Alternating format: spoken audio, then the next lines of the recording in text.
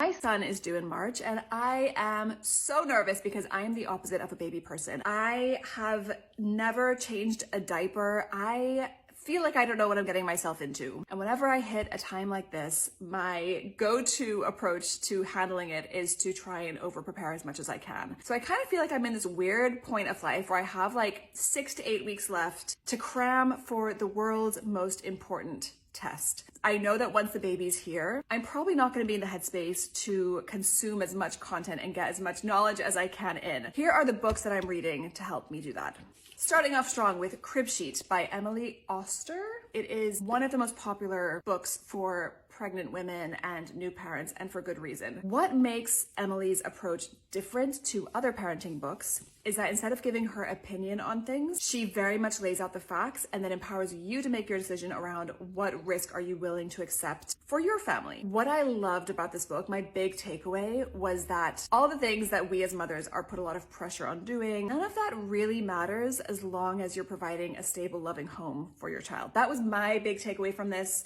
I'm sure other people might disagree and have different takeaways, but this let me sleep easier knowing that I shouldn't put so much pressure on myself, and as long as I'm providing a loving, stable home for my child, I'm gonna be good. The next book that I read was this beast of a book, Healthy Sleep Habits, Happy Child. This book came recommended in Cribsheet. Emily said that they used this sleep approach for their baby, so I thought, you know what, if it worked for Emily, it's good enough for me. The problem with this book is that it sits at a mean 700 and something pages long. It is wildly long. So I don't really know how people read this when they actually have a child. That said, it does have, I think at the end of each chapter, like a little summary for parents who are in the thick of it and just need the action plans. But overall, if you do have time for it and you do also think that sleep's a priority, like for me, it's my number one thing that I want to get into good habits with is sleep with the baby. This I have found to be a great book. Even if you were to not follow his prescription around how to go about setting good habits with your baby, better understanding the landscape of what you're getting yourself into, for me at least, has been really powerful. So I now know to expect very little sleep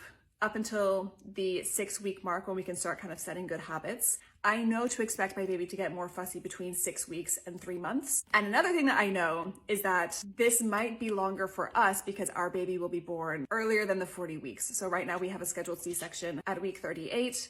He could come earlier than that. I do recommend this, but it is very long. The next book is a lighter read, Bringingupbebe by Pamela Druckerman. I'm quietly confident I got that pronunciation right. This is a very different kind of read because it's more entertainment-based than information-based so far. But this book essentially is written by an American expat living in France. What she noticed when she was in France and Paris was that a lot of the kids there behave very well. They sit at dinners, they don't throw their food, they don't scream. And she talks through the kind of Parisian philosophy to raising children, which is interesting. I think one thing that I am taking away from this, and I'm gonna have to coach myself on, is just calming down a little bit, because I think I could be quite intense with my plans and quite intense with like wanting to do things a certain way. And I have a feeling there's not much room for that when it comes to a little human. Again, I guess we'll find out. But yeah, so far really enjoying this book, but I haven't finished it yet. Now moving on to the two books that I have not read. The Simplest Baby Book in the World by